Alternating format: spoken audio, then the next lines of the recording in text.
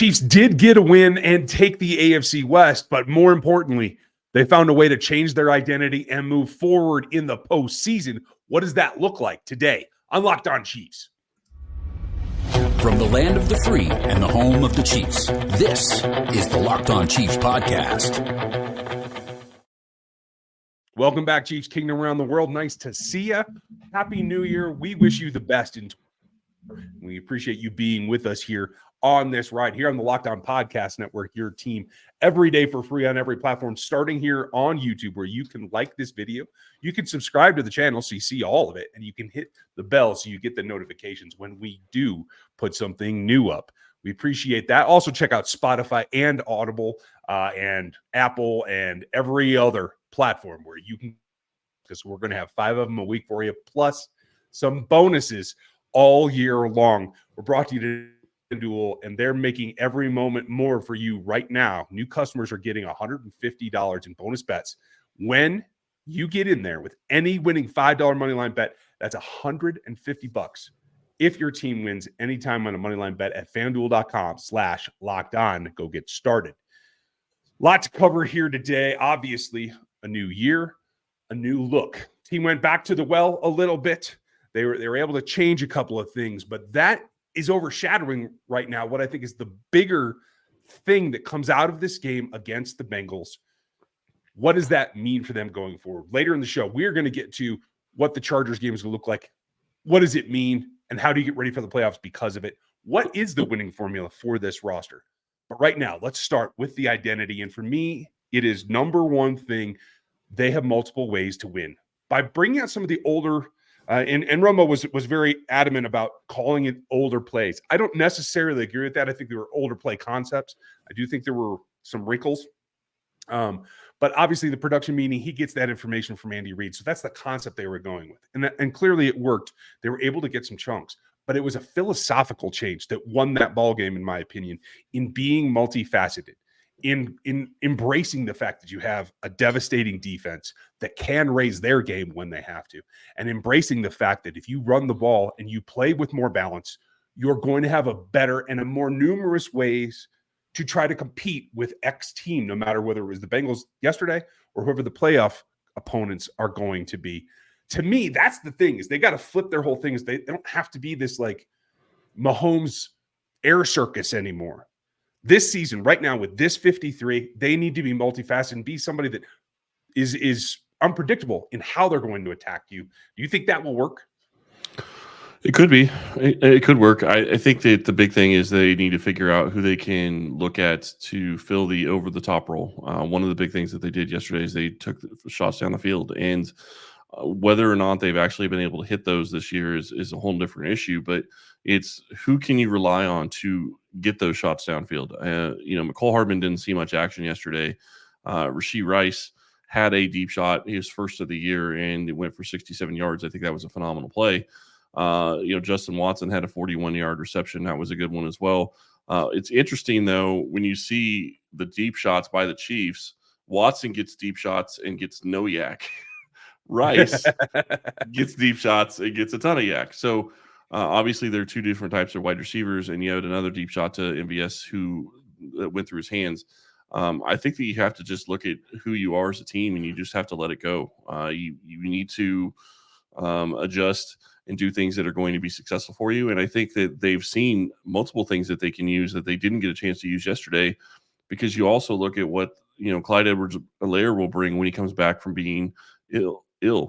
When he gets snaps, you can do different things with him at running back that gives you different options, that opens up more of the offense and can make it easier for the rest of the team, because that at that point you don't have to target Rashee Rice 12 or 13 times and Travis Kelce 10 times.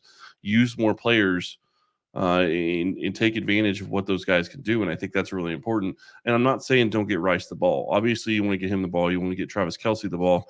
And we'll talk about Week 18 here in a bit. But you need to get more players involved in the offense. And the more players you can get involved, the more facets you can get involved in the offense. That's going to be better going into the playoffs, and it's going to make you harder to defend. Well, and I see where you're going. I would say that I'd like to replace some facets rather than making them more. There were 7 players targeted yesterday, and I think that's about right. The days of having 10, 11, 12 guys targeted in a single ball game, I think that is part of what's watered down the effectiveness of the passing game this season. So if you're going to swap in McColl for reps for someone else, I certainly can get behind that. PFF does give one drop to MVS after that ball game. I actually feel that it was 2.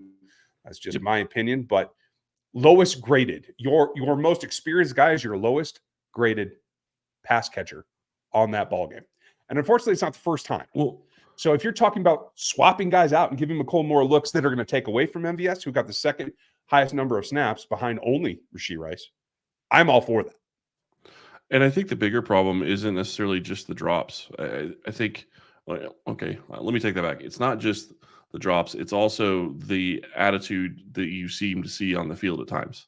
And yesterday, we saw that. I mean, when he drops the ball where he's coming around on a mesh concept and he is the primary route, and I don't know that he was designed to be the primary route, but if you go back, Bill Barnwell, I think it was Next Gen Stats had this, but Bill Barnwell tweeted it out and showed a visual of the mesh. MVS is coming wide open into a gap where he could have scored a touchdown on that play. It was a third down, and they ended up having to kick a field goal instead. But my point is, after that play, he looked back at Mahomes and showed where the ball should have been versus where it was. And after the season he's had, you cannot continue to do that type of thing. It's no self-awareness, I guess, is really where I'm going with that. And it's a problem. Like, he is the most experienced wide receiver on the team. And, we're not talking about 2024, but there's no way he's on this roster in 2024. And quite frankly, I really still, and I said this yesterday, I don't understand why he's getting as many snaps as he is, because he's not producing. He had 3 targets, 1 catch, and both of the other catches should have been big plays. Yeah, agreed. Now, on the opposite, you had what was roughly 32 by my count called pass plays. You had 19 called run plays. That's a good balance. That's what I'd have to work fantastic out for Reed. Yeah, it's a 42-ish percentage. And that works. And being that multiple so that you can go away from things that aren't working, like we're talking about in this particular receiver, and you can give the opportunity to someone that I think you really want to see McColl pay off now that he's back and now that he's healthy, knock on wood. And I want to take a little bit of a second to argue with you a little bit about your comment about targets.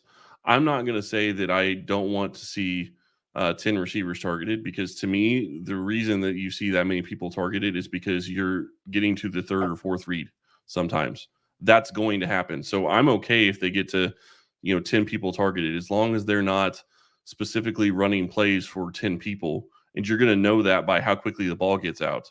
I think that it's okay to have that many targets, because that's exactly what you need to make defenses have to guard everybody and feel like they are threats at all times. I can see where you're coming from, but I have a rebuttal for that. And we're going to talk about it. What is the winning formula for this roster coming up right after this message from our pals?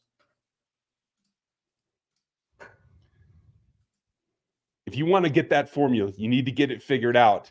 Right now, you're running into the hottest part of the season, and it's going to wrap up with the regular season. The turnover to the playoffs is huge for everybody who wants to get in the action. You can do that with FanDuel, America's #1 sportsbook. Right now, new customers are getting $150 in bonus bets, guaranteed when you place a $5 money line bet. Get into the action. That's $150 back on your money line bet, win or lose.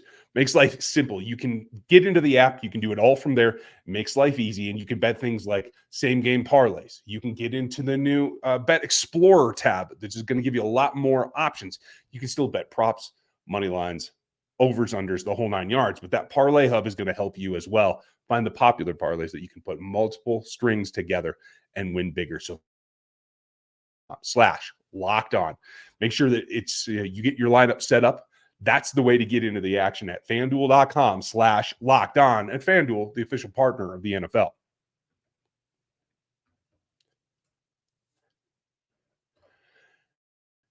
Now, what you were talking about in the first segment was getting to the 3rd and 4th read, and that's kind of what triggered me. One of the things that I think is part of the winning formula for this team right now, and through this postseason, this version of Chiefs in 2023 is not having to get to that fourth read. Third at times, yes, but where we've seen them struggle is when Patrick has to hold the ball that long. It should be 1, 2, 3 and gone. And that's where I have trouble. So if you're just running in a number of groups, I can see what you're saying to get to 9, 10 guys, if that's just substitution of players, not concepts, so that it's still that quick read. The quick game is what has to happen here. You either run the ball down somebody's throat on that particular, or you get Patrick out of harm's way so that he doesn't linger, so that he doesn't push himself into a mistake, and so that he doesn't have the opportunity to get hit over and over and over. I think it's 3 reads and out. And I would like that. I would appreciate that. But the problem is that hasn't been the case most of the season.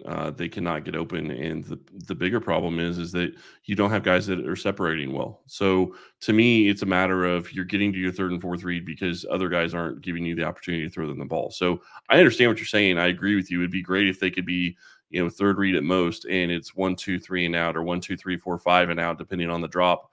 But that hasn't been the way that they've been playing. All I'm saying is that I do think that it's important to keep other guys involved in the offense that are getting snaps. When you start talking about only 7 players getting, targets, you're not talking about getting, Noah Gray got a lot of targets yesterday, but Mecole Hardman didn't get a target. I would assume that Clyde Edwards-Helaire, when he's back healthy, will get a couple of targets. And Jerick McKinnon didn't even play. He's on IR. That's going to be a guy that you would have to worry about in the playoffs. But there's going to be different things that you're going to do in this offense. I agree with you concept-wise. You want to keep it as clean as you possibly can, but you're going to have to get some other guys involved at different times just because the ones that are being called right now aren't generally being open at the time when he hits the top of the drop. That's been one of the bigger problems they've had. Yeah, and that's a fair point. Finding that replacement for concept certainly works. Running the ball certainly worked yesterday. And I think that's something I'm going to break down on RGR. We'll take a look at the film because I do think the straight ahead, more downhill aspect, there was some man blocking. There was definitely a little bit of power, and there was still the inside-outside zone that is the staple of this offense. But that has to be doubled down on. And what we saw, the magic number that we've been talking about all season, or at least since probably game 4 or 5, was 16 carries for Pacheco to get him going. Well, clearly yesterday, the early ones got him going because they were successful. And I think that was because of the straightforward nature and the more physicality that we saw. Even in zone plays, I felt like the whole offensive line came out more physical, having been challenged, etc. That's got to be a staple in this offense going forward as well. Yeah, and it absolutely needs to be. And after their performance against the Raiders, it was good to see that they came out as hard and as physical as they were early in the game, because that's exactly what you need from your line every single week. So it's good to see him to have that. And let's be fair about looking back at this Chiefs offense yesterday. And, a lot of people I've seen, I've been talking about the score on Twitter and whatnot. They're talking about, well, you can't have 6 field goals and feel like you did well. I somewhat disagree, because if you look back at how this team has played against Cincinnati, to have that many scoring drives when Cincinnati is pretty much healthy on defense, you got to feel pretty good about that. I mean, yes, I understand you had some breakdowns on third down, and we haven't really even talked about that. But at the same time, you're past going against Cincinnati. It's always been a 3-point game. Every single game they played against Cincinnati over the past couple of years has been 3-point until yesterday when it was 8. Obviously, they didn't have Burrow. That's a little bit of a different story. But offensively, to have 7 scoring drives is impressive. 7 out of 10. And this is a metric that I used to track adamantly every year until, you establish the baseline with Andy Reid. When they've lost in past years, particularly to the Bengals, it's when they've only scored on 3 or 4 possessions in a given game. When you're scoring on 7, yes, you wish you'd be able to complete. The red zone's still a thing there. I think still conceptually there's some issues there when the area gets shortened. But getting points on 7 drives is significant, especially when you flip it over and you're not giving up. The Chiefs defense didn't give up any points in the second half on 5 drives. Was it 6? Maybe I miscounted. No, it was 5 drives for the Bengals. Well, so it's a possession outcome game at that point.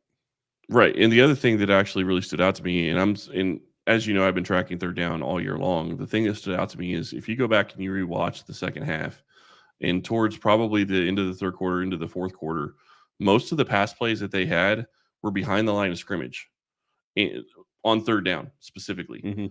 or at least within 2 or 3 yards of the line of scrimmage. And when you're doing that, you're asking your player to make a play versus the playing downfield and attacking. And while Pacheco can do that at times, 2 of the plays went for, on 3rd and 3, it was -1 yard. On 3rd and 5, it was -1 yard. So we lost 2 yards on those 2 plays. And then the last play on 3rd and 8 was a pass to Rice that went for 7 yards when it was 3rd and 8. So you're asking guys to do things that is probably more than you should be asking them to do on those types of plays. You have to throw the ball. One of the things that Mahomes has been doing so well in his career, and it hasn't happened this year, that I do really think is holding them back. And it's not necessarily him. It's also wide receivers not getting open, but throwing short of the sticks. This is an Alex Smith staple, and Mahomes is actually guilty of it this season. And I understand why, because of the way things have been working offensively, but you cannot do that on a consistent basis and think that you're going to win on 3rd down. And overall for the day, they went 6 of 9 on 3rd down, and I'm talking 6 of 9 completions, but they only had 2 first downs. So that's not efficient. You cannot do that on a regular basis and think you're going to win in the NFL. Yeah, winning that way is not sustainable. The other thing that I do think has to be the third pillar of this triangle going forward is the pass rush. And we've seen Spags be creative, but when we take a look at the best graded players from PFF, and we use them as a baseline, it does stand out to me that 3 of your top 4 in terms of the grade were guys who don't play at the line of scrimmage, in Drew Tranquil, Nick Bolton, and Justin Reed, that had to attack on the blitz. And when you're getting down to that, yes, it's multiple, it's hectic, it throws the offense off, but it is hard to rely on. When you look at who actually produced the most pressure, it comes down to your same 2 pillars right now in Chris Jones and George Karlaftis. I was actually really happy with the progress that we saw from Karlaftis. Obviously, we talked about my gay ball last night because he broke the 10-sack barrier, which I thought was the goal for his career. I didn't think he'd get there in season 2, so I'm really glad to see that. But now it's got to turn into playoff sacks. And we know that there's been an issue there. Frank Clark just got released, and there's all kinds of chatter about, hey, bring in Frank. Like, well, you have to see the same thing happen, and I don't think Frank Clark is the answer. We can talk about that more later in the week. But I do think raising your level of play in the playoffs is something we do need to see on the pass rush front itself from the front 4. No, you absolutely do. And one of the bigger things that's concerning to me is that when you talk about, 3 of the top 4 aren't even on the defensive line. Think about what they've invested on that defensive line lately, specifically at defensive end. Karlaftis, he had a great game. 6 pressures, 2 sacks, 1 hit. That's exactly what you want from him. But at the same time, FAU, 3 snaps. Didn't get a pressure at all. And I understand it to an extent because you have a guy like Karlaftis, you have Mike Dana, you have Charles Omenihu. And I get those types of things. And Omenihu had 2 pressures. But to me, when you start looking at that type of scenario and you're not getting that production, and this is a debate we're going to have to have in the offseason, Chris Jones versus L'Jarius Sneed, in looking at which player should Kansas City keep if they have to choose one. If Jones isn't here, is Karlaftis going to be able to continue to get the same type of pressure? I don't think so. So you're going to have to make an adjustment there. But the big reason I bring it all up is because the Chiefs don't have draft picks. And after yesterday, what's your thought on Wanya Morris? Just a quick look at what you think he could be, because that is going to matter in how they're going to put their team together for 24 and how they keep attacking. I think the paradigm for Wanya Morris is still the same. His strength is in the run game, which for me and for the balance and for moving forward so that you don't get into this situation is a good thing. But we all know with Patrick Mahomes, you have to throw the ball. You're going to throw a minimum of 60%. And that's where he's still lacking a little bit. Now, we know that even in college, he started on the left. He got moved to the right tackle spot where he actually performed better. Now the Chiefs are moving him back. I'm not there yet. I have to see what happens. I expect Wanya Morris to play against the Chargers. We'll talk about that with Matt Derrick tomorrow, folks, as well as our game preview and our crossover. We have a ton of information coming on this Chargers game because you always love when you end with a division foe. I expect him to play because he needs the work. He's got to get out of that stance, especially against the possibility of Khalil Mack and Joey Bosa. That's a great test for him. But it's how he goes from there, because there were still a lot of reps where he was slow out of his stance, One of them led to the fumble because he just wasn't able to maintain his outside shoulder because he was a little bit slow out of his stance. It's got to get quicker and more explosive. Now, this is not an issue that I saw in college at all, even when he played some of the quicker pass rush specialists at the college level. So it's just making that adjustment. I do think that it's there, but right now I'm not ready to say that the Chiefs can't go left tackle in round one. So do you think that it's possible that he's just not comfortable? Because you said you didn't see this in college. You think it's comfort level? Okay. Yes. In college, I thought there was a problem with lunging. I thought in general he played with a high pad level. And again, once he moved to the right-hand side, some of those things were corrected. He got comfortable over there. If he continues to work here, is it a possibility? Yes. But can you afford, unless he is exemplary as the season wraps and is a strength of the offensive line, not one of the weaknesses, can you really afford not to go left tackle and protect your billion-dollar quarterback? It's a debate we're going to have all spring, folks. So be here and stay tuned. No, that's absolutely exactly where we are. Yeah. But what is important about this Chargers game, that's what's coming next. We're going to get into it here on the backside of this.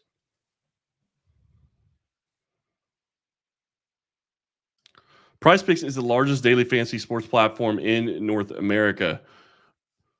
With the basketball season here, you can now pick a combo projections across football and basketball from Specials League, a league created specifically for combo projections that includes two or more players from different sports or leagues. For example, LeBron James and Travis Kelce at a 10.5 point combo of 3 points made plus receptions. That's just one of the ways you can play at PrizePicks. PrizePicks even offers a reboot policy so your entries stay in play even if one of your players gets injured. For football and basketball games, if you have a player who exits the game in the first half and does not return in the second, that player is rebooted. PrizePicks is the only daily fantasy sports platform with an insurance policy. PrizePicks is simple to play, and I can make my picks and submit my entry in less than 60 seconds. Quick withdrawals, easy gameplay, and an enormous selection of players and stat types are what makes PrizePicks the number one daily fantasy sports app. PrizePicks now offers Apple Pay for quick and easy deposits into your account this football season. Go to prizepicks.com/LockedOnNFL and use code LockedOnNFL for a first deposit match up to $100.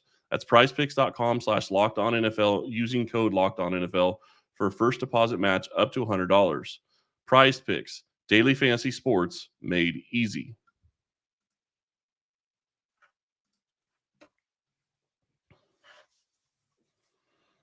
Now, as I said, Ronnie Morris is going to be one of the focuses. I do think that he needs to play a lot, and I think he needs to face that Chargers regime. Who knows how much their premier edge rushers are going to play, but he needs to see that. He needs all the reps that he can get. He is not alone. Rashee Rice does need to play. I do think that you want to get him to that plateau so that there's something shining coming out of this receiving game this season, and being up there with Wayne Bowe certainly would do that. But they're not the only two rookies. I think the rookies are the focus here. And the guy that I didn't see make a ton of plays last night, but I do think has the ability to, and I think they're going to have to lean on going forward, the guy that I want to see get on the field a lot versus the Chargers is Jamar Conner, because I think that they need that versatility. I think he's got to be out there. I'm laughing because that is exactly the guy I was hoping that they're going to play a lot in this game. I think that and honestly, I'd like to see him in there for Mike Edwards. And I know that people are going to say, well, what about Justin Reed? He's been fantastic. He has. Edwards, to me, is a guy that is great as a third safety, but isn't really a starter, at least in my opinion, just because he doesn't have that back end speed. I want to see Connor and see what he's able to do with the back end. I want to see him play in that position and get an opportunity to show what he can do. And going against a guy like Easton Stick shouldn't be a huge challenge. In this Chargers offense shouldn't be a huge challenge against this Chiefs defense, but you're going to have some guys that are going to get some playing time that probably normally wouldn't. I honestly would probably sit Nick Bolton in this game. And I say that because he's still dealing with his injury. There's no reason for him to play in this game. Put Jack Cochran in there. Let him run as your middle linebacker and get him some experience. It does not matter if they win or lose this game on defense or offensively. You do want to get some things going in the right direction, but there are some guys that have been playing hurt that you need to get off the field. I would not play a guy like Nick Bolton. I would not play L'Jarius Sneed. Get those two guys as healthy as you can for the first round of the playoffs. I mean, let's be real. Quentin Johnson isn't going to catch any passes on you anyway, so I think you're okay there. But it was not a great game. It was honestly probably, in terms of PFF, it was the lowest grade Shamari Connor's had yet. But again, he was playing almost predominantly free safety, and we know that he needs the looks. This is a good game for him. I will say this too. He's shown what he can do. He can line up in the nickel. He's got a little bit of tyrant in him, in that he could drop down to a nickel and be a safety, rather than what I think Justin Reed is more natural at, is playing safety and coming down to a linebacker type role. Absolutely. Real box role. So you need to expand on that. But when Shamari Connor rushes, though, he was 2 for 2. He blitzed twice, and he got 2 pressures on the day. So we know he has that skill set. We know how excited Steve Spagnuolo is for that skill set. So round him out. Get him to the point where, like you said, we could see a tandem of, honestly, a triangle of he and Cook and Reed next season. That'll be Reed's last on this current contract. We'll talk about that when it's time. But Mike Edwards in the third role, I think that's something Shamari Connor has to start laying the groundwork to take next season. He's the guy that I'm focused on the defensive side. Yeah, and I will say this. I honestly would be okay if they brought Mike Edwards back, regardless of what Shamari Connor shows, just because I think Edwards has been a valuable piece.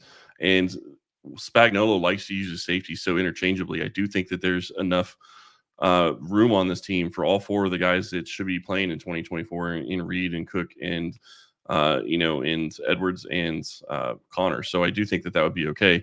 The other thing I'm really looking forward to is I hope that they get, some of the young guys that they haven't played all season. I hope they get them some snaps in this game. And I'm talking defensively, like Neil Farrell. See what you have in that. Show what he can do against this Chargers defensive line. Maybe even BJ Thompson. Maybe he doesn't play. I don't know. It's going to be interesting because it's going to be a combination of who you're going to have active versus not active. And we talked about Travis Kelce yesterday and Rashee Rice maybe going for their 1,000-yard seasons. On the other side, Chris Jones, and we talked about this too, he has a bonus to get to 10 sacks. And he said he'd defer up to Andy Reid. If I'm Kansas City, I'm looking at Chris Jones and I'm saying, look, we'll give you the bonus regardless. You got to 9.5. We understand you can get there, but we're going to honor it and we're going to sit you this game. To me, that is the best case scenario for this team, because if they do that, then they're in a situation where they can play some of the young guys and they don't have to worry about pissing off Chris Jones or anybody else on the team because they took away an opportunity for somebody to get a bonus. Well, and it's also an olive branch. Say, hey, Chris, we got to come to a reasonable number. We want you back. Let's find where we can meet in the middle. We'll give you a nice little chunk here that you didn't have to actually earn. I think that's a reasonable thing. Whether he plays or not, he's certainly going to be the focus. If that goes away, I'm to the point now, after we realize all the machinations, the Chiefs basically can't lose the 3rd seed. They lose this game, they're not in danger. I would probably sit both Charles Omenihu and George Karlaftis, and I want to see FAU and maybe even BJ Thompson play and start and get those reps. Certainly, I think Mike Dan's played a number of snaps this year. You can rest him as well. You're going to have Turk Wharton out there or someone else to play the other tackle spot because Lord knows you can't keep any Texas defensive linemen on this roster for very long, despite my concerns. So, I need to see those guys. On the defensive side, for me, it's all about getting experience, getting reps, and honestly trying to accelerate your defensive talent because they have, as a unit, have played so well this year. On the offensive side, it's completely opposite. I think this is the game that everyone's been clamoring for all season. I want to see Justin Ross on the field for the majority of the snaps, more than 50%. I don't need to see MVS this week. Well, and I would be very surprised if you see MVS get a ton of snaps regardless, because Kansas City obviously feels like they need him regardless of what it looks like on the field when he's on the field. So I would expect that he's not going to play much. I expect that Justin Ross is probably going to get 50% of the snaps, and Blaine Gabbert's going to be your QB. The question I have is when you start looking at the offense, where do you go offensive line-wise? You can only dress so many bodies. You're going to have to play somebody that you don't want to necessarily play. I would imagine Donovan Smith is still out, but Lucas Niang starting at one of your tackle spots. You expect that. Wanya Moore still needs the snap, so you expect that. But those interior 3 guys are going to be – that's going to be tough. I mean, Caliendo and Allegretti can play, but you're going to have to have one of those 3 probably play in this game. Yeah, that's the tough part. I agree. I think you go with the age before beauty thing here. I think you let Lucas. Tooney, absolutely. Yeah. No, that makes sense. That said, though, Tooney's also in a position where, you know, there's a streak to be considered. There's enough that you want to get those numbers in. Let him start and then pull him. It's kind of where I would be at. Give him a drive. Yeah, exactly. Yeah. I think that's well. And perfectly one fine. thing For me, it's about the talent that you're trying to explore. I'd like to see Bushman get elevated, to tell you the truth, because I think that this is the game to do it. Yeah, no, and that would make sense. I also think that the big thing looking at when you look at the defense for me, BJ Thompson and FAU haven't gotten many snaps, or BJ Thompson hasn't gotten any snaps. Those are two guys that can basically play the entire game. Like, I'm not saying I expect them to be out there snap after snap and play, you know, what is it, 70 snaps that usually the defense gets, something like that. But they could play 60 snaps. And I don't think you'd be really feeling bad about yourself if both of those guys got 60 snaps just to see what you can get and see what they can do. That's where this game is going to come in and be important to me, is seeing what you've got in the players that haven't played this season and giving them a chance. And that also means that a guy like Deion Bush is probably going to get a chance to play some. Yeah, I would think so. I'd like to see him play through some plays. Yesterday, there's a couple where he let up a little too easy for me. So I'd like to see the vet get his face in the mix a little bit. We'd like to know what you think. What are you looking for against these Chargers? We're going to talk with Matt Derrick about it tomorrow. We're going to get in the news with the Chargers show on the crossover on Thursday, so we can get some inside intel about what they might be looking to throw at the Chiefs. They want to play spoiler and they want to get a win. No, Justin Herbert's going to change that. And then we will break it down for you. Friday preview, as we always do. We hope that you will join us. Make sure you like and sub and hit the bell here on YouTube. Hit us over at KCChiefsCorner.com. That's where you can get all Chris's metrics on the quarterbacks and the third down percentage and everything that you want to know about the cap. Hit me at NFL33.com. I'll have a piece on the college side here coming in the next day or two. As we get to the college football playoff semis today, Huskies and Texans are the primetime game for me. There's a lot of prospects in both those teams the Chiefs will be looking at and do fit the systems that the Chiefs want to run. So pay particular attention about that. And over on RGR Football, we'll break down the film and do all the advanced stats that we always do with Gary McKenzie and Dan Harms and myself. And don't miss Seth over there. I want to say one more time, welcome to 2024. I hope that you have a great year this year. And thank you for the last year that you've given us. Spread the word. Enjoy yourselves. Enjoy the ball games.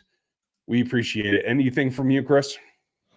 No, thank you all for everything in 2023. We really do appreciate it. Have a happy New Year's, and we will talk to you tomorrow. Awesome.